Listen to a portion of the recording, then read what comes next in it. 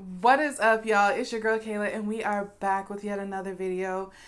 I'm just gonna jump into this video. So before we even get started, I want to say welcome to all of you who are new. Welcome to all of you who are returning. If you like this video, if you like my content, please give it a thumbs up so I know that you enjoy this and I can keep this coming. And if you have not already subscribed, go ahead and subscribe to this video and click that notification bell so you're notified every single time I upload. And also feel free to share this video to friend, loved one, whoever, okay? Because this is some information that needs to get out. This is something that we really need to talk about. And I want to know your opinions and be careful. Be careful about that. But I want to know your opinions on this because we get these questions, we get these comments a lot. And it's wild. Okay, now if I see somebody hating on here, you're just going to be removed. But I want to know how you feel as a single mom, as a single parent by choice, about about people's reaction to our community, basically. So when I was doing some research for content, as y'all know, I'm planning out my content for the next few months. I stumbled upon this video of, I think it's called The Real, and they were talking about choice moms, also known as single moms by choice. And they were talking about women who decide that, if I have not had a kid by a certain age, I'm going to just have a kid on my own. And, most of the women had really wonderful things to say. It's a great thing to do. One of them, I don't remember who. She looks like Brenda Song. But she was saying how, no, she's married to, I think, the guy from Israel and New Breed, Israel Houghton. Anyways, long story short, she was saying that even she at one point planned on becoming a single mom by choice if by chance she had not had a baby by a certain age.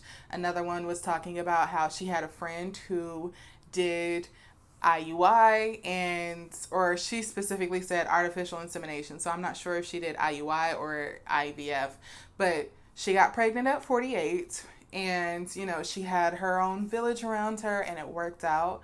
And then there was somebody else who was concerned about, not having the other biological parent. And you could tell from her entire body language.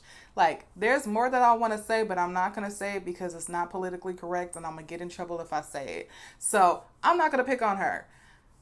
Okay, I'm not going to pick on her. But I'm going to pick on the topic, the comments people make, both to me on pages that talk about our community and the comment section of this video because I found it on YouTube. And it's wild. So first off, I do want to say that you don't have to have a medical condition. You don't have to be a certain age to choose to be a single parent. Okay. And I honestly do not believe it is right or okay for people to pit single moms by choice and single moms by a circumstance of not having a partner because that partner has left them or that partner has passed away or they divorced, whatever it is. I do not think that is ever okay to try to pit us against one another. At the end of the day, we are both single parents. And when we were small kids, I can tell you the percentage of us who actually thought that we would be in this kind of situation was probably very small. I, as a little kid, sure, I didn't think about marriage and I didn't think about dating or anything. But from the time I had baby dolls, I knew I wanted kids. I wanted my own baby. Okay? But when you're small, you're not thinking about infertility. You're not thinking about the dating pool that is straight trash nowadays. And, all this other stuff. You're not thinking about these things as a little kid. Because what 5-year-old does, And when you're in high school, chances of you thinking about it are also slim, okay? I didn't know that I had endometriosis when I was in high school. I never would have thought that at 18, I would be told that I have endometriosis and this would be a condition that would cause issues with my fertility, okay? And that my uterus was just basically a ticking clock that was sped up because of this condition, you know? Nobody thinks about this when you're a little kid. Nobody really thinks about this when you're in high school nearly as much. So you don't have, and I say this to say, you don't have to have one of these conditions to be a single parent. I see this comment a lot of, if you want to be a parent so bad, you should just adopt. There are so many kids that want to be adopted, blah, blah, blah. First off, I do want to adopt. And my plan was always adoption. And then when I found that special someone, got married, then I would have biological kids as well. I wanted both. And that was the plan until my doctor broke the news to me and said, you realistically have 2 to 3 years to start trying because the scar tissue, everything, it's building up.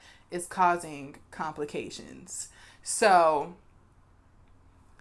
of course, I had to readjust. And I had to sit and think and ask myself, do I go forward with this or do I wait and risk not being able to have biological kids on my own, of my own later on down the road? Do I risk not being able to be pregnant later on down the road? I had to ask myself, if I do wait and I can't have biological kids, I can't get pregnant, because obviously there's surrogacy, but if I can't get pregnant, if I can't have biological kids of my own, would I ever truly be okay with that? Would I ever recover from that? And the honest answer to that is no. Not at least without trying my hardest. So, whether I can have kids or not, we will find out.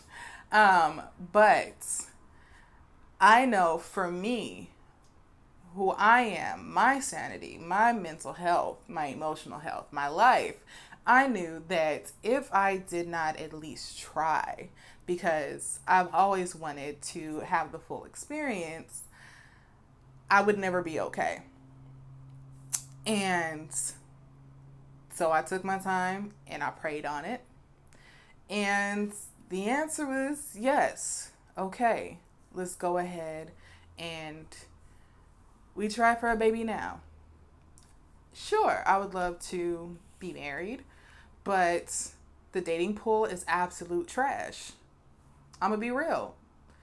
My generation, our parents, not my parents, but a majority of our parents taught us game, how to run game, not have feelings, wait to settle down, not marriage oriented. A lot of us come from broken homes where parents are divorced and don't get along, or they stay together and there was a lot of abuse in the house. I mean, mental, emotional, physical, verbal.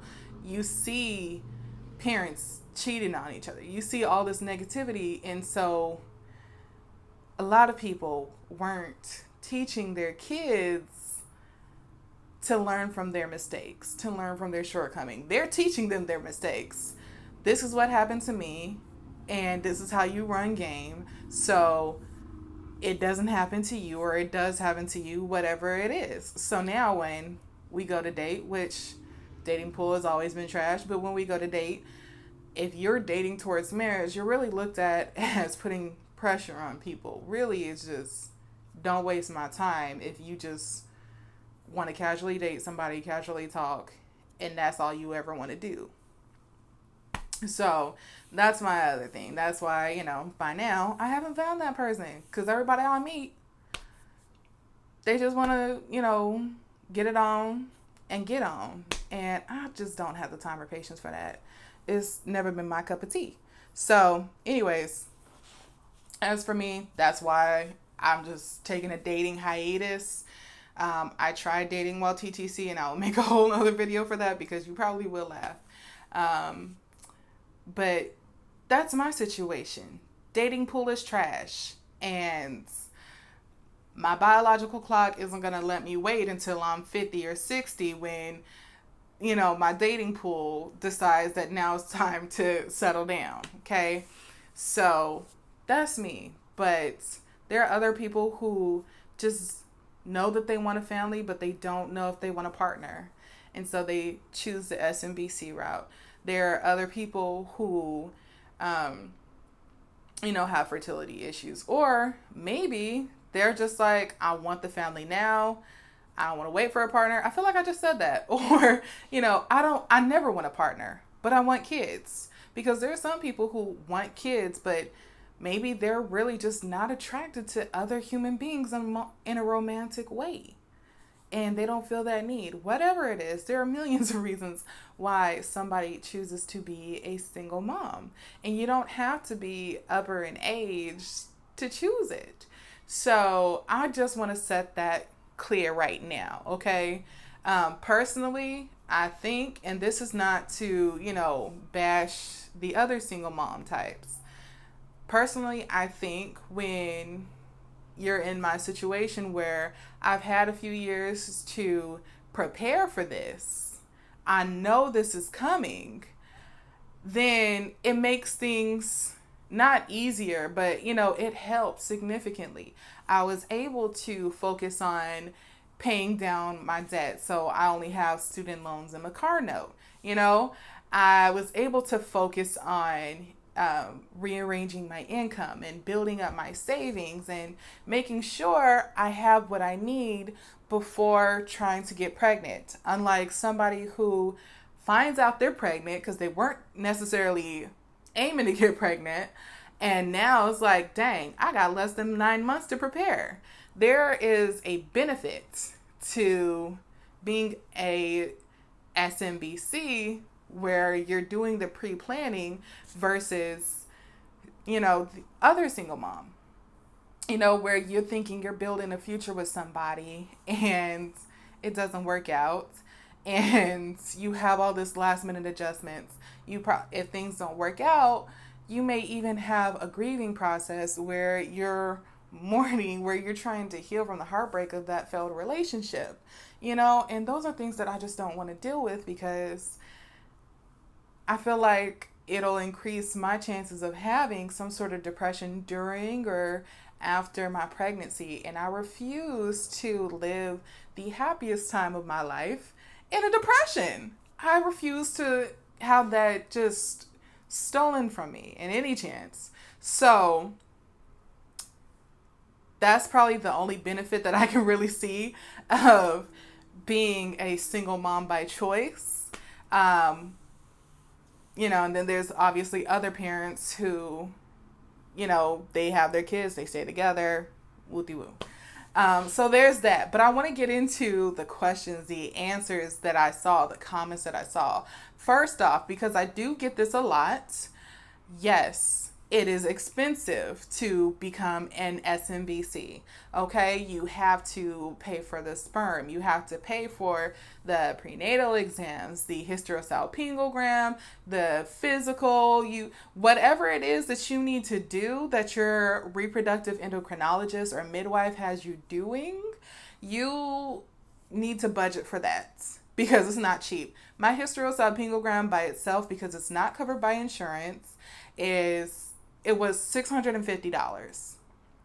And I had Anthem PPO, okay? So usually they cover a lot of stuff and they did not cover that, okay? So, budgeting for that. My prenatal exam, because it wasn't medically necessary, I did have a large, amount that I needed to pay for that. I think in total it came out to over $100. It's literally been exactly a year since I had that procedure. So, there's that. What else? My reproductive endocrinologist. just for her to read my lab results back to me, it's $100 per session. For the IUI procedure itself, like the process, getting the medications, everything, which not all medications that they require you to be on is included in that package, and not all of them are covered by insurance. So there is an additional fee that is going to vary per person. I can't even give you an estimate actually I can prepare an additional $300 to $500, but for the procedure, the follicle scan, all that other stuff, it was going to cost me $1,200 per round of IUI for my inseminations with a reproductive endocrinologist. So on one hand, that's great compared to some of the other places that you can go to that may cost more. There are places that also cost less. My midwife costs less.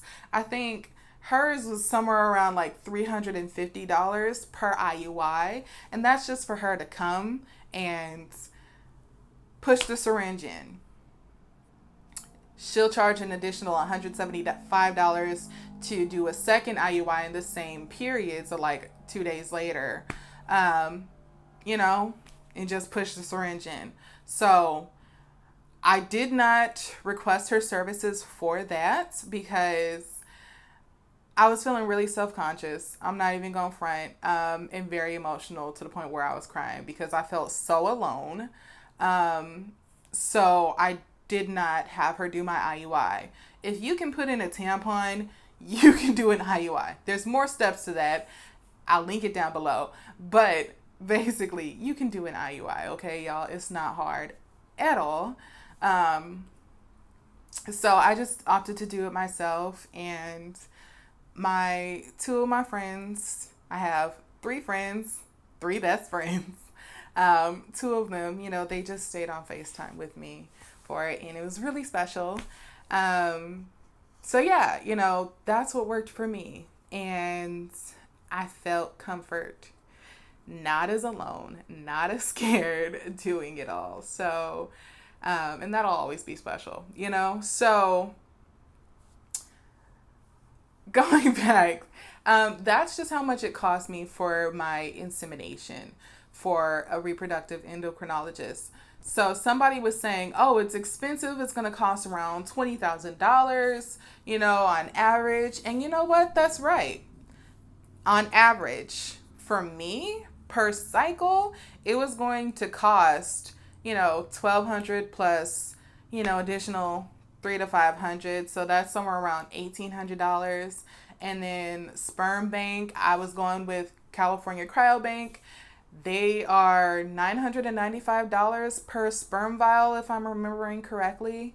They may have gone up again because I know when I first went, they'd gone up and then they went up another time. So, they may have gone up since then, but I was looking at basically a solid $2,500, $2,800 per IUI cycle, and it's not cheap. It's not. There are things that you can do, like save if you know ahead of time. So that's what I was doing. I was saving ahead of time, and then if that's still a lot too, say you need to buy multiple vials, double check with them. I think California Cryobank takes it, but call and double check with their finance department. But there's the credit card, the medical credit card. I'm used to the Care One credit card. That's what we used to recommend to patients at my old job. So, there's medical credit cards that you can use to buy sperm. My Sperm Bank obviously does take it. Well, that's not obvious. I called and double checked because I wanted to do another video that's going to come out later. But yeah, they take the medical credit card. Talk with your reproductive endocrinologist to see if they also take that medical credit card. And what it does is it helps you pay for the procedure, but not all in one lump sum. It's easier on the pockets.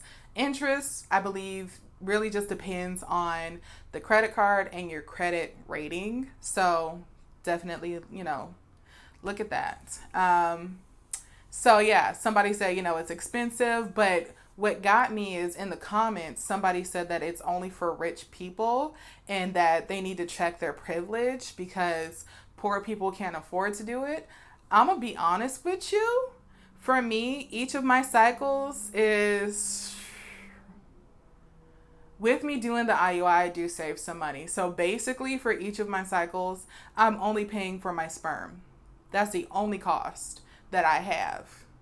So depending on where you get your sperm from, it could be free if you're using a known donor, or it can be, $1,000, whatever it is for the sperm vials, and then the additional transfer fee for it to be shipped to a location near you for pickup or shipped to your front door for, delivery, whatever it is, processing fee or what's it called? Service fee, an additional, $35, I think, for service fee. So I'm literally just spending money on sperm vials. They give me a syringe each time I go to pick up my tanks. So usually I think it's like $5 to $15 for the syringe, but they're so sweet. They're like, we don't care. Take the syringe. And hopefully this is the last time we see you. And next time we see you or hear from you, you're letting us know that you're pregnant. Okay. I love my sperm bank. So, it's not just for rich people. I am not rich. I do not make six figures. Okay. Yes, I'm on the road to making six figures, but I'm not rich. I am a single graduate student. Okay. So it really is what you make of it. Obviously, if you need to do in vitro, that's going to be more expensive. I think they quoted me around like $15,000 for in vitro, for the procedures. And obviously they also recommended buying 3 vials of sperm at the same time. And by that, I mean my former reproductive endocrinologist. So $15,000 plus $3,000 for sperm vials through California Cryobank. And I'm just using them as an example because they, I think, are internationally known. If not, they are nationally known. They're like number 1 on everybody's list. So you're looking at, a solid 15 or solid, what? My math isn't mathing. $18,000. But like I told y'all, I had Anthem Blue Cross. And turns out my specific plan, you need to talk to them to find out your specific plan. My specific plan had my hysterosalpingogram come back and shown that my fallopian tubes were blocked. My insurance would have covered the in vitro. So there's that, Is it going to cost you $15,000 or will your specific insurance plan cover it? Also, other things they're going to want to see if your tubes aren't blocked. How long have you been trying? What methods you've used, which there aren't a lot of methods, those things before they approve your claim, if they approve it. So yeah, I've only dealt with Anthem insurance wise, like professionally, when it comes to, people's depression and TMS treatment for depression. So that's why I'm kind of used to their procedures. But it's similar for infertility, okay? They're going to want to know how long you've been trying, what methods you use. Not, we went wrong. Like, no. Have you tried IUI? Have you tried, this? Have you gotten tests done?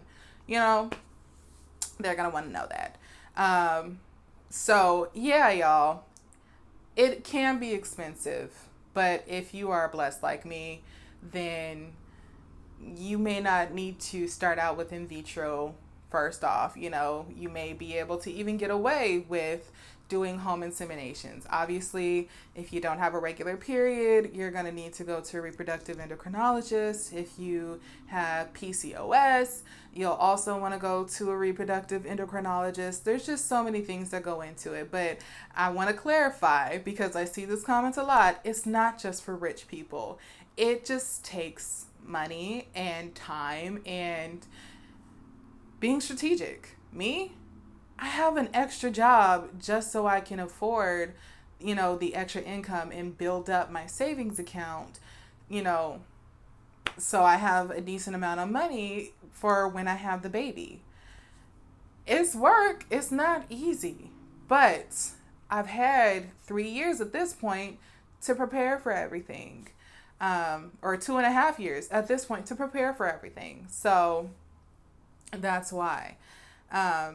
The other thing that I saw was that it's selfish for us to try to be single parents, and the kids aren't going to turn out okay because they're missing that other parent. Anytime you want to have a child, it's selfish. You don't need to have a child. Nobody needs to have kids. It's selfish. So, for people to call us selfish because we don't want to wait for their personal semen to get us pregnant, stupid. Sorry. I wish I could say it in a better way, but what? Because I don't want to have a baby with you? I really had a guy get so angry that when he found out that I was going with a anonymous sperm donor from a sperm bank, instead of using his sperm. And I didn't even know him like that. One second, y'all. I've been talking too much. I've been talking too much. Sorry. So anyways, and he was so angry to the point where I had to get out of the situation. I had to leave the area because we were hanging out. I had to leave because he was just so angry. Like, why is my sperm not good enough? And I'm just like, I don't even know your legal middle name. Why do guys feel so territorial? I'm not going to have a baby with you when I don't know you like that. The chances of staying with somebody are what, 48% for marriage? Like 48% of marriages, survive? So there's a 52% chance that we're going to break up when we're married? No. And the chances are even higher when you're dating somebody. Why would I do that? And I don't even know you like that.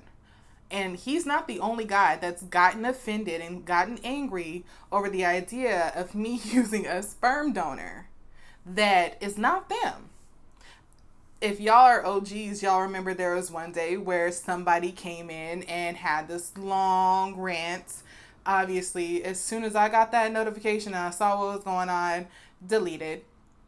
But he was going on a long rant about, women not wanting to use his sperm and blah, blah, blah, and he's superior. And it's just like, why are guys taught to be so territorial? We don't know you. You don't know me. And if you're going off and you have anger issues, you're showing me that you have some qualities I don't want in my child. So that is something else that I see. It's selfish. And selfish because we're not using your sperm. You're not that special. So, yeah, I realize this video is getting really long. If y'all like this, I didn't mean for this to get dark. I didn't mean for this to get rough, but I'm just kind of telling it like it is, y'all. There's so much more that I want to say, but I do not want to hold y'all because this is a very long video. Let me know, what are some of the things that people say? When you announce that you are trying to conceive by yourself, very interesting. And if you like this, also let me know. I will definitely be making a part 2 addressing the comment section that's in that video, because I think the women in the video really did well. I was surprised because they called us choice moms instead of single moms by choice. And there is an implication in there. But if you like this video, let me know. I would love to do a part 2 and answer the comments, debunk some of the opinions on there. And yeah, let me know. Go ahead and like this video, comment down below, subscribe, and I will see y'all next week.